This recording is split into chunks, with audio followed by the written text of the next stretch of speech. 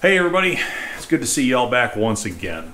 Well, to pick up where we left off, I spent the last couple of days derusting all the pieces that had anything to do with this power takeoff drive. That helps me to pick up on maybe some minor details that I perhaps missed the first time through, and I've been seeing some rather interesting wear on some of these. So, well, I guess to nutshell it, I decided it's worth our time and our effort if I just mocked some of these pieces back up into the housing in their current state, just temporarily, at least as far as the input shaft, the coupling shaft, and the sliding collar, and then to throw that entire thing on the back of the transmission, and we'll just have a good inspection. I think I can go through this access hole right here, see everything that I want to see, and then perhaps maybe we can figure out how things got to be the way they are. Sometimes you need to go back and put some thought into it to make sure that it doesn't happen again. So in order to do that, I did have to go get some hardware. You know, this drive takes the place of this back cover, and the back cover is just held on by bolts. But you notice in the manual, the PTO drive shows these L-187 studs ×6 to hold this housing to the back of the transmission. So I placed a call to the good people out at Floor & Tractor, and let's face it, guys, by this point, they see it's me on the phone. I wouldn't be surprised at all if they don't answer like this. Yeah, this is Squatch. Say, I've got a few part numbers here to run by you. Get the net. And a few days later, 6 of these show up. Now, come on, guys. When you see old parts wrapped up in stuff like that, you thinking what I'm thinking?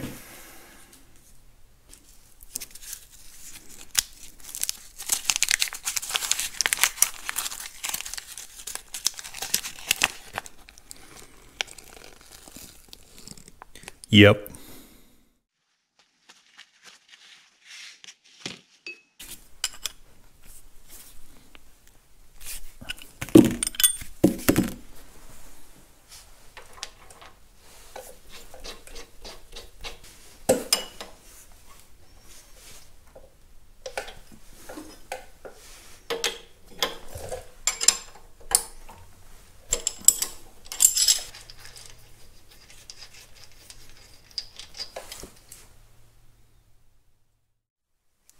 So we can easily attach the housing to the back of the transmission, but one thing that a lot of people forget to take into account is gasket thickness when they're tallying overall stack height. So we need to get a gasket made for this.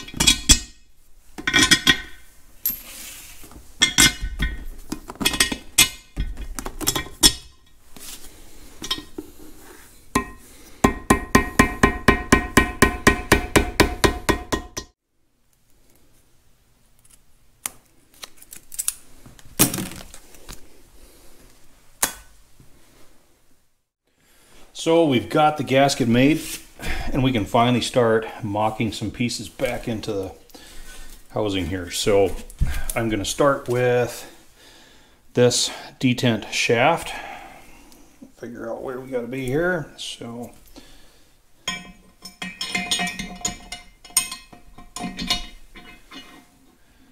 start that in, get the detent poppet, the spring and the plug, we'll drop those in.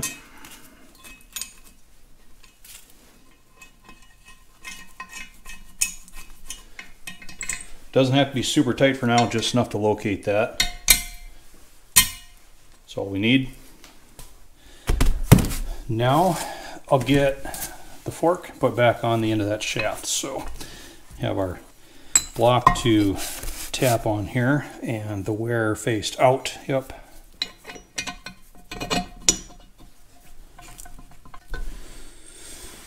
and I'll just use the old pin to secure it for now. That's all we need to have.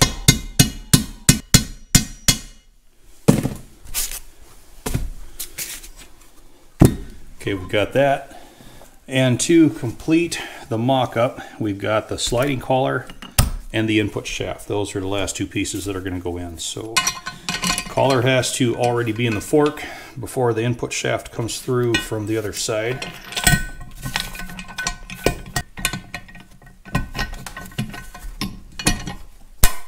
There, that's in place.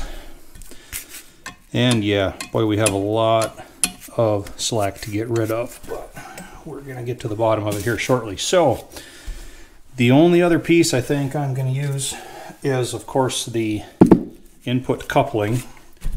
I'm going to start that onto the counter shaft first, and I'm going to leave this thrust washer out of there. And the more I look at it, the more I think that's just a 3/8 or 7/16 flat washer. That was captured in the end here down at the base of those splines. That would locate it between the tail end of the counter shaft and the coupling, and I don't see any mention made of an additional washer in the parts manual, so I'm starting to suspect this was the problem of a lot of our scoring and galling that happened on the thrust face ends of both of those shafts. But all right, we'll start this in the transmission first, and then we'll pop the housing onto it.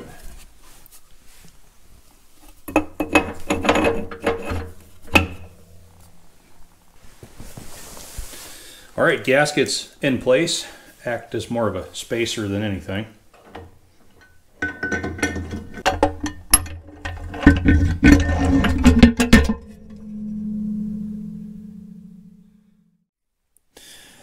So I've been checking a few things, and I'll tell you what, if nothing was worn, that's what our fit up would look like. Perfect right there. The dogs are well engaged, and that's with no additional thrust washer behind that coupling shaft, and also with the collar moved ahead to take up for the wear that's in the fork that's supposed to be positioning it. And that's looking really good. So I'm going to move this to the disengaged position real quick. Bear with me. Right there. You can see the dogs all pull apart. Nothing's going to contact. Everything's looking good, and I can tell by the position of the leading edge dogs on the coupling shaft in relation to the splines that are down beneath that sliding collar. Of course, I can't get down there to measure, but my eye tells me we've probably got 40 thousandths in play right now on that coupling shaft. Bear in mind, the counter shaft up ahead that it's attached to has about 20 thousandths in play in its natural state. So between that in play and whatever free float is left on that coupling shaft, I really like how it looks. But here, we'll re-engage this again. There we go. So you can see how much farther out the coupling is from the sliding collar at this point. We'll seat that back. Here, let me get some room here, sorry. There. That's how far out we drift once we basically seat that sliding collar down into the wear that's on that fork. So what I'm thinking happened was between wear on the leading edge dogs and wear on that fork, what they tried to do was shim the coupling shaft deeper into the collar, and they should have been repairing that fork and moving the collar deeper into the coupling shaft. Makes sense? They tried moving the wrong piece, and that additional washer that they put behind there bound the coupling into the input shaft so hard that it caused, well, excessive pressure to be put on that input shaft. We didn't have any free float. There was no in-play left there. That's why we had the extensive scoring that was on both ends of those pieces. So I'm pretty sure we've pieced the puzzle together. I believe the wear on that fork was just from either hours and hours of honest use, or maybe that linkage that was so bent and binding could have, you know, overrode the detent and actually forced it into, I don't know. It's, at this point, it's like what came first, chicken or the egg? We might never know. So at least we have a good starting point. I know kind of where our setup is right now. I think I know what I'm going to do. we know we need to fix the wear on the fork. So I'm going to build those two areas up with weld, mill them back to spec. My problem today, though, is it's way too cold to weld outside and still yield satisfactory results. And I'm not really set up to weld in here without risking lighting the establishment on fire, so that's back burned for a better time. The bushing in here has 25 thousandths wear on the inside. This shaft another 10. Added up, 35 thousandths is way too loose, so this bushing is going to get peeled out of here, and that will also open that up for me to get down to the bottom with the stone to clean up those shiny high spots. The shaft is simply going to be dressed down until it cleans up around, no different than undersizing a crankshaft journal. I wanted to use the tool post grinder and a lathe. My problem is it's all backwards. The setup is jack, so we're just going to have to settle for the cutter bit finish. Chased with some fine emery cloth to smooth it back out. Same thing that I did on the Super M belt pulley last summer, so it's not a huge deal. I've already removed the back bearing and the gear from this part of the shaft, so we can put this in the lathe chuck. We'll have to steady this end with a live center. My problem once again is shiny high spots and a lot of scoring on this end. It's also damaged the hole for centering up the end of the shaft. So these high spots are very hard. I can't touch them with a file, so it's going to require a stone to take those off. But once we can zero this in the lathe and the machining is done, we will custom turn a bushing to whatever undersized ID it has to be to fit the new dimension of the shaft. And the ironic part, since we will be removing material from the thrust faces of the input shaft and the coupling shaft, we will very likely have to have some sort of a spacer washer between the counter shaft of the transmission and the coupling shaft to get its infloat back under control. But it should all be fitted properly this time. So all that's left to do is everything.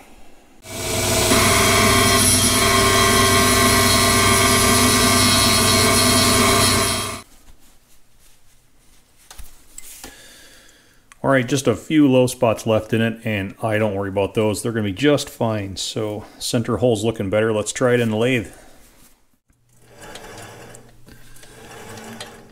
So the closest I can get it is 1/1000th run out, but that is a lot better than what I thought it would be.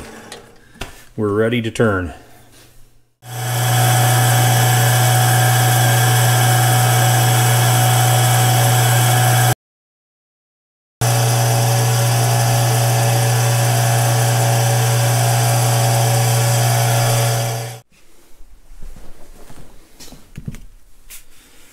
Nothing wrong with that.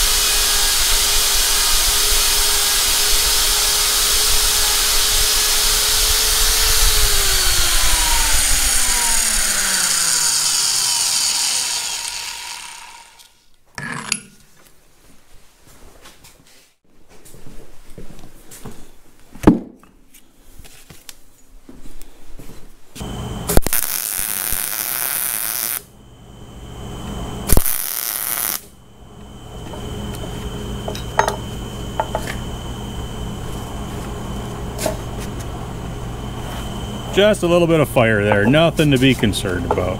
We're good.